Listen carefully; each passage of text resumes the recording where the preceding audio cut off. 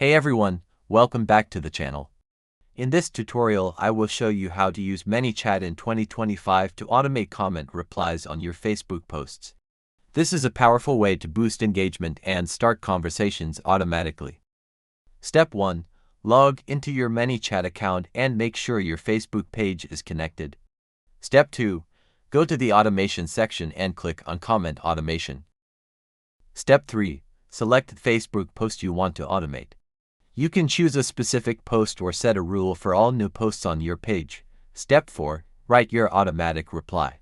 For example, if someone comments "I want info," your bot can reply with "Thanks for your comment. Check your inbox for details." At the same time, you can set ManyChat to send them a private message. Step 5. Save and activate the automation. From now on, whenever someone comments on that post, ManyChat will respond automatically and even move the conversation into Messenger. And that is it. You just set up automated Facebook comment replies with ManyChat 2025. This will save you time, keep your audience engaged, and increase your chances of converting comments into leads. If this tutorial helped you, make sure to like, subscribe, and share it with others.